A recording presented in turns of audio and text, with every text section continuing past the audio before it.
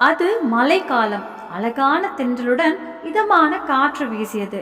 வாசுகி அவர்கள் வீட்டின் பால்கனியில் அமர்ந்திருந்தார். சிறிது நேரத்திற்கு முன்பு அவர் அனைவருக்கும் உணவு தயார் செய்தார். அதே சமயம் அவரது பேத்தி ஸ்ரீநிதி அவரிடம் ஓடி வந்து, பாட்டி ரொம்ப பசிக்குது, சாப்பாடு கொடுங்க. வாசுகி அவர்கள் உடனடியாக சமையலறைக்கு சென்று தனது பேத்திக்கு பருப்பு சாதம் கொண்டு வந்து கொடுத்து மிகுந்த அன்புடன் அவளுக்கு ஊட்டத் தொடங்கினார். அப்போது மருமகள் வனஜா வந்து, அம்மா, நான் பர்த்டே பார்ட்டிக்கு அருகில் உள்ள என் தோழி சுமதி வீட்டிற்கு செல்கிறேன். வனஜா மிகவும் பேச தாமதமாக வந்தாள். அவள் மகள் ஸ்ரீநிதியும் உடன் செல்ல வேண்டும் என்று வற்புறுத்தினாள். அதனால் வனஜா தன் மொபைலில் ஒரு கேமை வைத்து ஸ்ரீநிதியின் கையில் இந்தா என்று மொபைலை கொடுத்து, அம்மா, நான் வர லேட் ஆயிடும், அதனால டின்னரும் ரெடி பண்ணுங்க என்றாள். வாசுகி சம்மதமோ மறுப்போ சொல்வதற்குள் வனஜா கதவை சாத்திவிட்டு கிளம்பினாள். குளிர்ந்த காற்று வாசுகியின் இதயத்தை வசீகரித்து கொண்டிருந்தது. திடீரென மழை தீவிரமடைந்தது. இந்த மழை காலத்தில் எனக்கு எவ்வளவு பிடித்திருக்கிறது என்று யோசிக்க ஆரம்பித்தாள். இந்த சீசனில் ஸ்ரீநிதியின் தாத்தாவுடன் அமர்ந்து சூடான டீயும் பக்கோடாவும் சாப்பிட்டது எவ்வளவு சுகமாக இருந்தது. வயதுக்கு ஏற்ப எவ்வளவு மாற்றங்கள். இப்போ எந்த வெறுப்பும் பிடிக்காது. சிறிது நேரத்தில் காலனியின் குழந்தைகள் அனைவரும் மழையை ரசிக்க வந்தனர். பாட்டி, எனக்கும் ஒரு காகித படகு செய்ய வேண்டும். சாப்பாடு சாப்பிட்டு முடித்ததும் ஸ்ரீநிதி சொல்லிவிட்டு வேகமாக மொபைலை பாட்டியின் மடியில் வைத்துவிட்டு மழையை ரசிக்க ஓடினாள். வாசுகியின் மடியிலிருந்து மொபைல் நழுவி கீழே விழ தொடங்கியிருந்தது. அதே நேரத்தில் அவர் மிகுந்த சிரமத்துடன் மொபைலை பிடித்தார். பல முறை அது கையிலிருந்து தப்பியது. மீண்டும் மீண்டும் மொபைல் திரையில் விரல்களின் தொடுதலுடன் மொபைல் ரெக்கார்ட் கால் பிளே சிஸ்டம் இயக்கப்பட்டது. மழையின் சத்தம் இருந்த போதிலும் பதிவு செய்யப்பட்ட கால் முழு தெளிவுடன் எதிரொலித்தது. வனஜா கேட்கிறாள், ஹலோ, எப்படி இருக்கீங்க? நாளைய பர்த்டே பார்ட்டியின் ப்ரோக்ராம் கன்ஃபார்ம் ஆகிடுச்சா இல்லையா? அதற்கு வனஜாவின் தோழி சொல்ல, நான் என்ன சொல்ல முடியும்? மகன் நடக்க கற்றுக்கொண்டதிலிருந்து எனக்கு ஒரு நிமிஷம் கூட சுதந்திரம் இல்லை. காலையில் வேலைக்கு போகும்போது என் மகனை டே கேரில் விட்டுட்டு போயிடுவேன். இப்போ அவனை விட்டுட்டு மார்க்கெட்டுக்கு போகிறதோ பார்ட்டிக்கு போகிறதோ எனக்கு ரொம்ப கஷ்டமாக இருக்குது. எப்படி சமாளிப்பது எனக்கு புரியவில்லை. வனஜாவின் தோழி சொல்ல, அதற்கு வனஜா, ஐயோ, இதுல என்ன பெரிய விஷயம்? உங்க மாமியார ஊர்ல இருந்து கூப்பிடுங்க. வனஜாவின் தோழி சிரித்து கொண்டே, ஏய் வனஜா, உன்ன மாதிரி எல்லோரும் அதிர்ஷ்டசாலிகள் இல்லை. உங்களுக்கு என்ன, வேலைக்காரி மாதிரி ஒரு மாமியார் கிடைச்சிருக்காங்க. 2 இட்லிக்கு மேலே சாப்பிட மாட்டாங்க. பதிலுக்கு உங்கள் மொத்த வீட்டு வேலையும் செய்கிறாங்க. அப்பப்போ ரெடிமேட் உணவுகளும் கிடைக்கும். அவங்க குழந்தைகளை பார்க்குறாங்க. வீடு சுத்தம் குறித்து எந்த பதற்றமும் இல்லை. எந்த மருந்தும் சாப்பிடுவதில்லை. அதனால் மருந்து செலவுகளும் இல்லை. இதில் அவங்க உங்களுக்கு சம்பளம் கொடுக்குறாங்க. அவர் ஓய்வூதியத்தில் நீங்கள் அனுபவிக்கிறீங்க. அப்போது வனஜா சத்தமாக சிரித்து கொண்டே, ஆமா ஆமா, ஆனால் அம்மா மகன்கள் வீட்டிற்கு செல்லும் நேரத்தில் தான் எனக்கு மிகவும் கடினமாக இருக்கும். அப்போதுதான் எல்லாவற்றையும் சமாளிக்க வேண்டும். அப்புறம் எப்படி சமாளிக்கிறாய் என்று தோழி கேட்டபோது வனஜா சொன்னால், அந்த நேரத்தில் 2 வேலைக்காரிகள் பயன்படுத்துவேன். ஒன்று சுத்தம் செய்வதற்கு, மற்றொன்று சமைப்பதற்கு. இவ்வளவு வேலை எங்க செய்வது? மாமியார் வருவதற்குள் வேலைக்காரிகளை நிறுத்திவிடுவேன். 2 வேலைக்காரிகளின் விலையும் மிக அதிகம். இவ்வளவு வேலை எங்கே செய்வது? மாமியார் வந்த பிறகு எல்லா வேலைகளையும் பார்த்து கொள்கிறார். பிறகு சிரித்துக்கொண்டே, நான் என் மாமியாரை ஒருபோதும் விடமாட்டேன். ஆனால் அம்மா என்னுடன் 6 மாதங்களும் இன்னொரு மகனின் வீட்டில் 6 மாதங்களும் தங்குவது என்று 2 சகோதரர்களுக்குள் முடிவு செய்யப்பட்டுள்ளது. எல்லாவற்றிற்கும் மேலாக பணிப்பெண் வேலைக்காரர்களிடமும் ஒரு சிக்கல் உள்ளது. அதனால்தான் மாமியாரை திருப்பி அனுப்ப அவர்களுக்கு கூட மனம் வரவில்லை. சரி, நாளைக்கு பர்த்டே பார்ட்டி ப்ரோக்ராம் கேன்சல் பண்ணக்கூடாது. மிகவும் வேடிக்கையாக இருக்கும். நான் இப்போ ஃபோனை வைக்கிறேன். ரெக்கார்டிங் நின்று மழையும் நின்றது. சுற்றிலும் அமைதி நிலவியது. ஆனால் வாசுகி அவர்களின் மனதில் என்ன புயல் வீசத் தொடங்கியது. மருமகள் தன்னை பற்றி இப்படி நினைக்கும் எண்ணங்களை கேட்டு மனம் வேதனைப்பட்டாள். திடீரென அவரது கண்களிலிருந்து கண்ணீர் விழத் தொடங்கியது. 1 வருடத்திற்கு முன்பு அவரது கணவர் தனது 65 வயதில் இறந்தார். ஒரு நாள் இரவு அவருக்கு மாரடைப்பு ஏற்பட்டு மருத்துவரிடம் அழைத்து செல்வதற்கு முன்பே இறந்துவிட்டார். அவர் ஒரு அரசாங்க வேலையில் மிக உயர்ந்த பதவியில் இருந்தார். ஓய்வு பெற்ற பிறகு நல்ல ஓய்வூதியம் கிடைத்து வந்தார். அவரது கணவரின் மறைவுக்கு பிறகு வாசுகி அவர்களுக்கும் நல்ல ஓய்வூதியம் கிடைத்து வந்தது. இளைய மகன் கிஷோர் பெங்களூரில் வசித்து வந்தார். மூத்த மகன் சஞ்சயின் வேலை சென்னையிலும் இருந்தது. மருமகள்கள் இருவரும் பள்ளியில் வேலை பார்த்து வந்தனர். எதற்கும் பஞ்சமில்லை. முன்னோர்களுக்கு நிறைய நிலச்சொத்து இருந்தது. அவருக்கு கிராமத்தில் ஒரு பெரிய 2 மாடி ஆடம்பர வீடு இருந்தது. தனது தந்தை ஓய்வு பெற்ற பிறகு மூத்த மகன் சஞ்சய் தனது தாய் தந்தையிடம், அப்பா, இப்போது ஓய்வுக்கு பிறகு நீங்கள் கிராமத்தில் வசிக்க வேண்டாம், நீங்க என்னுடன் சென்னையில் தங்குங்கள். இளைய மகன் கிஷோரும் வற்புறுத்தினான். இல்லை இல்லை, தாய் தந்தை என்னுடன் பெங்களூரில் தங்குவார். எங்கள் பிள்ளைகள் இவ்வளவு மரியாதை கொடுப்பது எங்களுக்கு மிகவும் மகிழ்ச்சி. பிறகு விளக்க ஆரம்பித்த கணவர், இல்லை மகனே, நாங்கள் ஜோடியாக பாதுகாப்பாக இருக்கும் வரை இங்கே கிராமத்தில் தங்குவோம். இந்த கிராமத்தின் ஒவ்வொரு அடியிலும் ஒருவர் சொந்தம் என்ற உணர்வை உணர்கிறோம். எல்லோரும் ஒருவருக்கு ஒருவர் சொந்தக்காரர்கள் போல் தெரிகிறது. ஒரு விசித்திரமான நகரத்தில் அந்நியர்களிடையே நான் நன்றாக இருப்பேனா இல்லையா என்று எனக்கு தெரியவில்லை.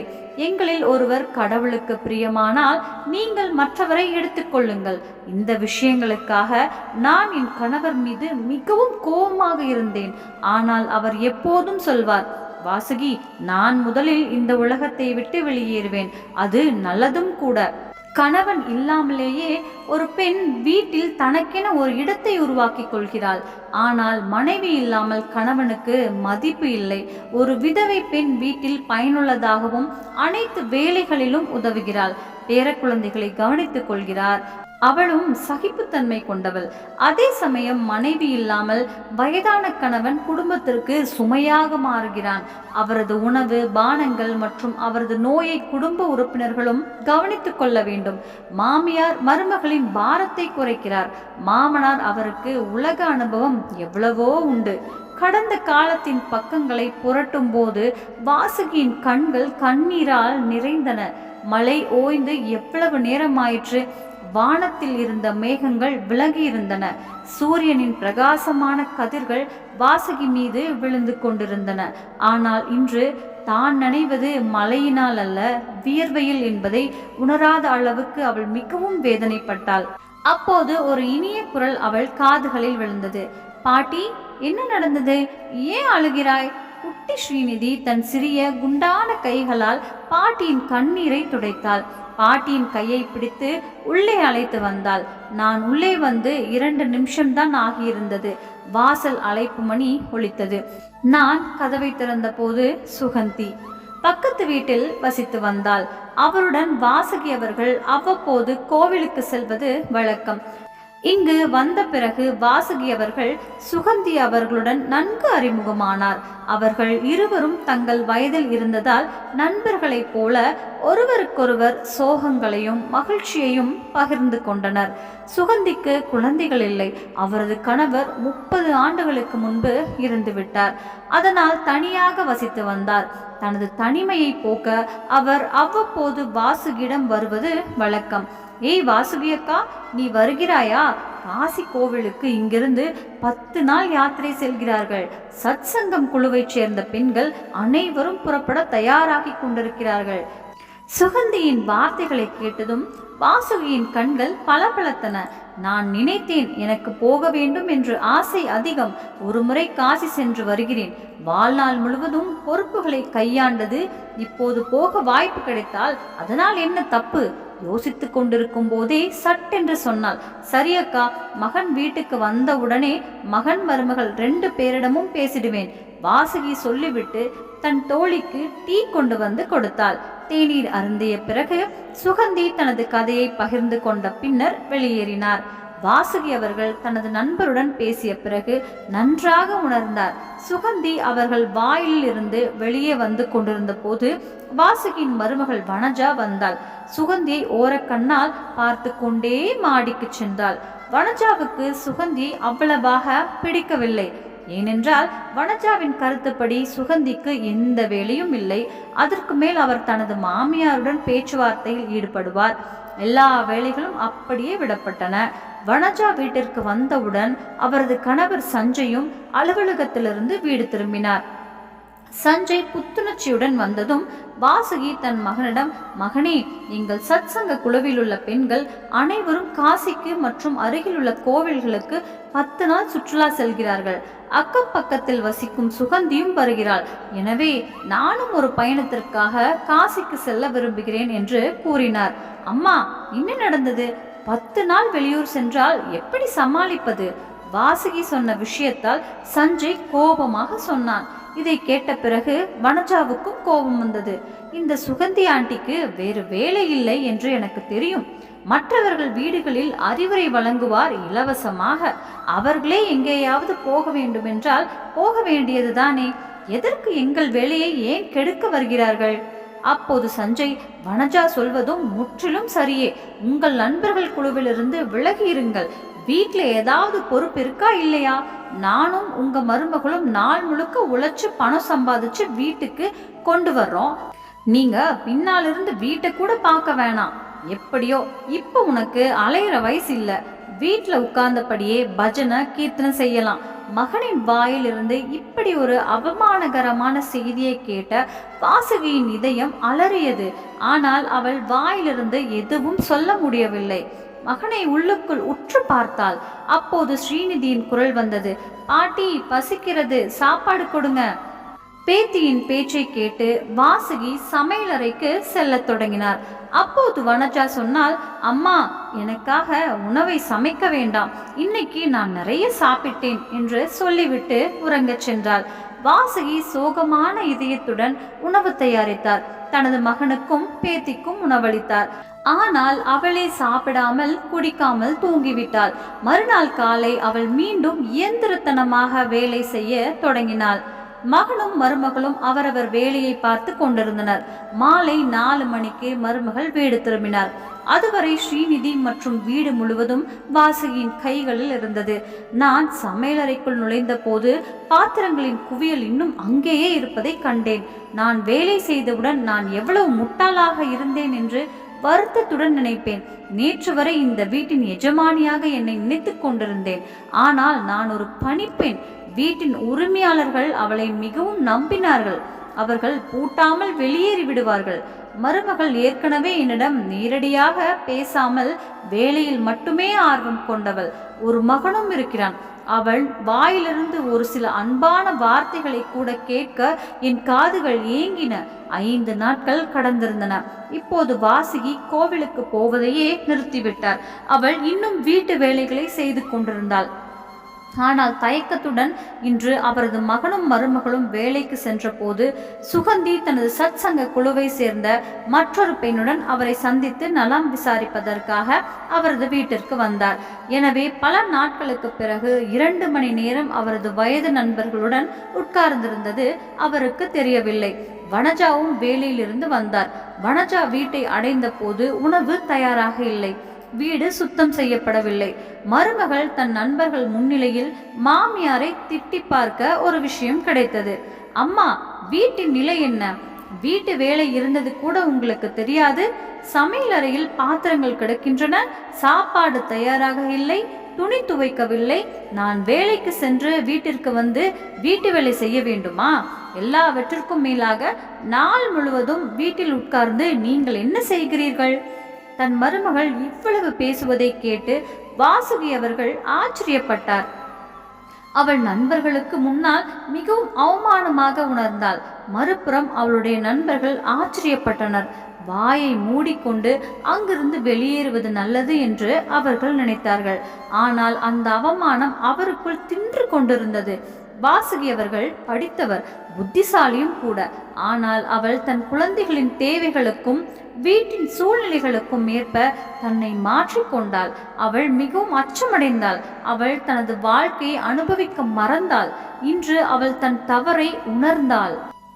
அப்புறம்தான் யோசிக்க ஆரம்பித்தாள்.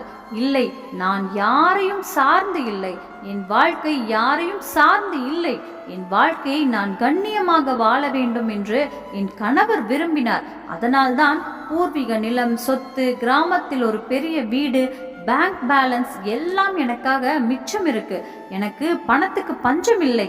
ஒவ்வொரு மாதமும் எனக்கு இவ்வளவு பென்ஷன் கிடைப்பதால் நான் நன்றாக வாழ முடியும். எனக்கென ஒரு வேலைக்காரியை அமர்த்தி கொள்வேன். அவள் எனக்கு சேவை செய்யலாம். ஆனால் என் மருமகள்கள் என்னை வேலைக்காரி என்று தவறாக நினைத்து விட்டார்கள். நான் அவர்களுக்காக சமைக்கிறேன், தரையை பெருக்குகிறேன். நான் அவர்களின் குழந்தைகளை வளர்ப்பேன். மாத கடைசியில் அவர்களின் சம்பளம் முடிந்ததும் அவர்களின் செலவுகளுக்கு பணம் கொடுப்பேன். சபாஷ், என்ன விஷயம்! நான் எவ்வளவு தியாகம் செய்கிறேன்! தியாகம் செய்பவர் தனது வயதான தாயை எவ்வளவு நன்றாக கவனித்துக் கொண்டார் என்று தனக்குத்தானே கூறுகிறார். எவ்வளவு அன்பு! போதும் போதும், இனி நான் தனியா வாழணும். மற்றவர்களின் விருப்பத்தை நம்பி இருக்க முடியாது. எனக்கும் சில ஆசைகள் உண்டு.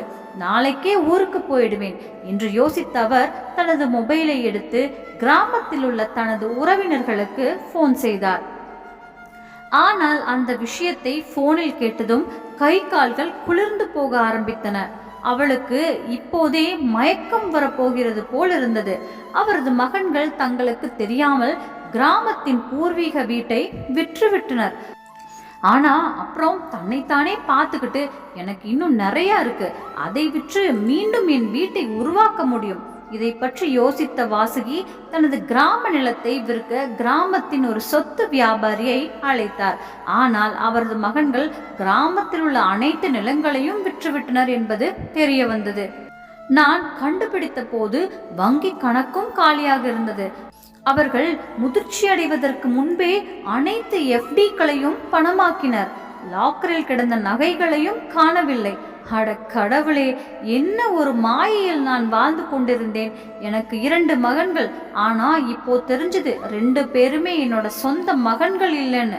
பெங்களூரு மற்றும் சென்னையில் இருவருக்கும் இவ்வளவு ஆடம்பரமான பிளாட்கள் எப்படி கிடைத்தன என்று இப்போது புரிகிறது. இவ்வளவு விலையுயர்ந்த கார்களை எப்படி வாங்கினீர்கள் என்று இப்போது புரிகிறது. என் மகன்களின் முன்னேற்றம் என்று நான் நினைத்தது அவர்கள் செய்த துரோகம், தாய்க்கு செய்த துரோகம். வாசுகியின் கண்கள் கண்ணீரால் நிறைந்திருந்தன. அவரது மனதில் எண்ணங்களின் புயல் எழுந்தது. அவள் சத்தமாக அழ விரும்பினாள். ஆனால் தனது இதயத்தின் ஏதோ ஒரு மூலையில் தனது வலியை அடக்கி கொண்டு பெங்களூரில் வசிக்கும் தனது மகனை அழைத்து எவ்வளவு சீக்கிரம் முடியுமோ அவ்வளவு சீக்கிரம் வருமாறு கேட்டுக்கொண்டார். அடுத்த நாள் அதிகாலையில் அவரது மகன் சஞ்சய் தனது மனைவியுடன் அவரை அடைந்தார். வாசுகி அவர்கள் அழும்போதும் சில சமயங்களில் தேம்பி தேம்பி அழும்போதும் இந்த முழு விஷயத்தையும் பற்றி தகவல் கேட்டபோது சஞ்சய் கூறினார், அம்மா, இவ்வளவு சிறிய விஷயத்தை இவ்வளவு பெரிய பிரச்சனையாக்க வேண்டிய அவசியம் என்ன? அதற்கு முன்பும் சரி பின்பும் சரி சொத்து எங்களுடையது. சஞ்சய், ஆமாம் தம்பி, நீ சொல்வது சரிதான். எப்படி இருந்தாலும் நாங்கள் உங்கள் பணத்தை வீணாக்கவில்லை. நீங்கள் கிராமத்தில் உங்கள் சொந்த வீட்டை வாங்கியுள்ளீர்கள். பின்னர் நாங்கள் அங்கு சென்று வசிக்க வேண்டியதில்லை என்பது உங்களுக்கு தெரியும். பின்னர் நீங்கள் அதை இன்றோ நாளையோ விற்றால் என்ன வித்தியாசம்? இது இன்றைக்கும் நாளைக்கும் இடையே ஒரு பெரிய வித்தியாசத்தை ஏற்படுத்துகிறது. அதற்கு வாசுகி கூறினார், முன்கூட்டியே செய்யும் எதுவும் நல்லதல்ல. நான் இறந்த பிறகு எனது இந்த உடலை நீங்கள் எரிப்பீர்கள். அதன் பின்னரே இது இறுதி சடங்கு என்று அழைக்கப்படும். ஆனால் இன்று என்னை உயிரோடு எரித்தால் அது கொலை என்று அழைக்கப்படும்.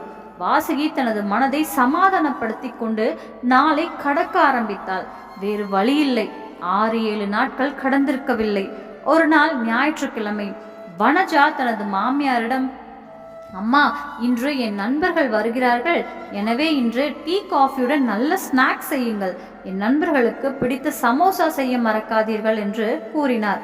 இதை சொல்லிவிட்டு வனஜா தன் கணவருடன் சந்தைக்கு புறப்பட்டாள். சமையலறையில் காய்கறிகளை சமைத்து கொண்டிருந்த போது வாசுகி அவர்கள் எண்ணங்களில் சுழலில் மூழ்கி கொண்டிருந்தார். அவன் மனம் மணிக்கணக்காக அலைந்து கொண்டிருந்தது. அதுதான் இந்த வீட்ல என்னோட பிரயோஜனம். நாள் முழுவதும் வேலை, குழந்தைகளை வளர்க்கவும் இன்னும் வீட்டில் வேலைக்காரியாக வாழ்கிறேன். ஆனாலும் போதும் போதும், இப்போ நான் அவளுடைய மாமியார், சுதந்திர வேலைக்காரி இல்லைன்னு சொல்ல வேண்டிய நேரம் வந்துடுச்சு. மதியம் வனஜா வீடு திரும்பிய போது தன் மாமியார் புது சேலை அணிந்து தயாராக நிற்பதை கண்டாள். என் மனதில் நினைத்தேன், என் நண்பர்கள் வருவார்கள், ஒருவேளை அவர்களிடம் காட்டுவதற்காக மாமியார் என்று ஒரு நல்ல சேலை அணிந்துள்ளார். நல்லது. இப்படி நினைத்து கொண்டே டீ ஸ்நாக்ஸுக்கான ஏற்பாடுகளை பார்க்க சமையலறைக்கு சென்றாள். ஆனால் சமையலறையில் உணவு தயாராக இல்லை. வேகமான காலடிகளுடன் நடந்து தன் மாமியாரிடம் வந்து, அம்மா, என்ன இது? நீ நீ ஒன்றும் பண்ணவே இல்லையே.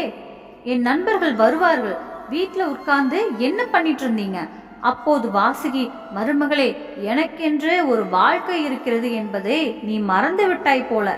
நான் சத்சங்கம் போக லேட் ஆகுது, நான் போறேன்.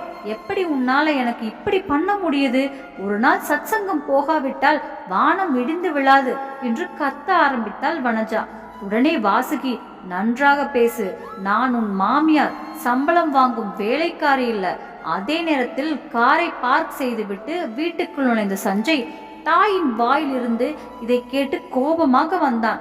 அம்மா, எப்படி இப்படி வனஜாவை பேசுற? இன்று என் வார்த்தைகள் உன்னை மிகவும் காயப்படுத்தி இருக்கலாம். ஆனால் நீ எனக்கு என்ன செய்தாய்? அப்புறம் மருமகள் என்கிட்ட பேசுறதுல எந்த தப்பு தெரியலையா? மருமகளின் தோழிகள் வந்தால் டீ ஸ்நாக்ஸ் செய்வேன். தினமும் எங்காவது வாக்கிங் போனால் நான் வீட்டை காவல் காக்க வேண்டும். எனக்கும் வேலைக்காரி பெண்ணுக்கும் எந்த வித்தியாசமும் இல்லையே. வேலைக்காரி செய்ய சொன்னா அனைத்தையும் செய்கிறாள். ஆனால் ஒரு வித்தியாசம் இருக்கிறது. வேலைக்காரி சம்பளம் வாங்குகிறார். நீங்கள் வேலைக்காரி பதிலாக அம்மா என்று பெயர் சொல்லி அழைக்கிறீர்கள். இந்த மூதாட்டி கூட சில சமயங்களில் சோர்ந்து போவாள் என்று நீங்கள் ஒருவர் கூட உணர்ந்ததில்லை. ஆனால் ஏன் என்று தெரியவில்லை. என் கைகளும் கால்களும் நன்றாக இருக்கிறது, அதனால் நீங்கள் என்னை வைத்திருக்கிறீர்கள். நான் உதவியற்றவளாக இருந்தால் இப்போதே என்னை முதியோர் இல்லத்திற்கு அனுப்புவீர்கள். ஒருவர் வயதாகிவிட்டால் அவர்களுக்கு ஆசை கிடையாதா? நாங்கள் இப்படி எப்போது சொன்னோம் அம்மா என்றான் சஞ்சய். வாசுகி சொன்னார், வயதை மதிக்கவும். தினமும் உணவகங்களில் சாப்பிட செல்கிறீர்கள். மருமகள் தன் நண்பர்களுடன் ஷாப்பிங் செல்கிறாள், பார்ட்டிக்கு செல்கிறாள். எனக்கும் நவீன வாழ்க்கை வாழ வேண்டும் என எண்ணம். ஆனால் உன்னுடைய இந்த ஒரு வாக்கியத்துக்கு பயந்து என் வாழ்க்கையை வீட்டுக்குள்ளேயே முடங்கி கிடக்கிறேன். நவீன வாழ்க்கை வாழ நான் மறுபடியும் பிறக்க வேண்டுமா? பழமைவாத சிந்தனைகளை இந்த சமுதாய மக்களால் இந்த ஜென்மத்திலிருந்து விடுபட முடியாதா? இந்த வயதில் திரும்பி பார்த்தால் இளைய தலைமுறையினர் கிழட்டு குதிரைக்கு சிவப்பு கடிவாளம். ஏன் முதுமையின் தனிமையில் சமூகத்தில் மக்கள் ஏன் கண்ணியத்தை காண்கிறார்கள்? இன்றைய தலைமுறையினர் விரும்புவது என்ன? முதுமையில் நம்மை சுற்றி சோகம் இருக்க வேண்டுமா? நோய்களை, துயரங்களை நினைத்து அழுது கொண்டே இருக்க வேண்டுமா? முதுமை மகிழ்ச்சியாக வாழ முடியாதா? எங்கள் பொழுதுபோக்குகள் நிறைவேற முடியாதா? அப்புறம் ஏன் இப்படி ஒரு நோய்வாய்ப்பட்ட மனநிலை? நான் முடிவு செய்து விட்டேன். இனிமேல் நான் என் வாழ்க்கையை என் சொந்த வழியில் வாழ்வேன். எனக்கு என்ன பென்ஷன் கிடைக்கிறதோ அதை மட்டுமே பயன்படுத்துவேன். செலவழிச்சு பாருங்க. என் பென்ஷன்ல இருந்து ஒரு பைசா கூட நீங்க வாங்கினா என் சொத்தை அபகரிச்சதுக்காக உங்க மேலையும் போலீஸ் புகார் போடலான்னு ஞாபகம் வச்சுக்கோங்க. அம்மா, உனக்கு என்ன ஆச்சு? நீங்கள் என்ன சொல்கிறீர்கள்? வனஜா பேசும்போது வாசுகி கூறினார், மருமகளே, நான் நன்றாக இருக்கிறேன். உண்மையில் என் மனம் இன்று இந்த இடத்திற்கு வந்துள்ளது. நாளை நான் காசியில் 10 நாட்கள் சுற்றுலா செல்ல வேண்டும். உங்கள் சொந்த ஏற்பாடுகளை நீங்கள் பார்க்கிறீர்கள். அம்மா, அதை எப்படி செய்ய முடியும்? ஒரு குடும்பத்தில் வசிக்கும் போது குடும்ப உறுப்பினர்கள் மட்டுமே ஒருவருக்கொருவர் உதவுகிறார்கள். வனஜா சொல்லாத போது வாசுகி கூறுகிறார், ஆனால் மருமகள் என்னை குடும்ப உறுப்பினராக கருதவில்லை. நான் உனக்கு முழு நேர வேலைக்காரி. சஞ்சய் ஆச்சரியப்பட்டு, அம்மா, யார் சொன்னது? நீ நம்பவில்லை என்றால் உன் மனைவியிடம் கேளு. இல்லை என்றால் மருமகளின் மொபைலில் இந்த மாதம் 14ஆம் தேதி கால் ரெக்கார்டிங் கேளு. எல்லாம் தெளிவாகிவிடும். இதை கேட்ட வனஜாவின் கண்களில் நெருப்பு கொப்பளிக்க ஆரம்பித்தது. என்ன சொல்றீங்க? என் முதுகுக்கு பின்னாடி மொபைலை செக் பண்றீங்களா? அப்போது வாசுகி, இல்லை மருமகளே, உன் மொபைலை செக் பண்றதுல எனக்கு இன்ட்ரெஸ்ட் இல்லை. ஒரு நாள் பேத்தி ஸ்ரீநிதி உங்கள் மொபைலில் ஒரு கேம் விளையாடி கொண்டிருந்தார். அப்போது தற்செயலாக ஒரு பட்டனை அழுத்தினார். பதிவு செய்யப்பட்ட அழைப்பு ஆன் செய்யப்பட்டது. ஒரு விதத்தில் நல்லதுதான். குறைந்தபட்சம் நான் என்னுடையதாக கருதிய வீட்டில் என் அந்தஸ்து ஒரு பணிப்பெண்ணின் நிலை மட்டுமே என்பதை நான் அறிந்தேன். இதை கேட்டதும் வனஜாவுக்கு வியர்க்க ஆரம்பித்தது. வனஜாவின் கண்கள் வெட்கத்தில் குனிந்தது. நான் நடந்து கொண்டே இருந்தேன். எனக்கு கோவில் சுற்றுலா போக தாமதமாகிறது என்று கூறிவிட்டு வாசுகி தனது தோழிகளுடன் கோவிலுக்கு செல்ல கிளம்பினாள். நம்ம சேனல்ல பிடிச்சிருச்சுன்னா லைக் பண்ணுங்க, ஷேர் பண்ணுங்க, சப்ஸ்கிரைப் பண்ணுங்க. நன்றி. நண்பர்களே, இந்த கதை உங்களுக்கு எப்படி பிடித்திருந்தது? பிடித்திருந்தால் எங்களுக்கு கருத்துக்களை தெரியப்படுத்துங்கள். மேலும் சேனலை சப்ஸ்கிரைப் செய்ய மறக்காதீர்கள். மீண்டும் ஒரு புதிய கதையுடன் உங்களை சந்திக்கிறேன். சுபம்.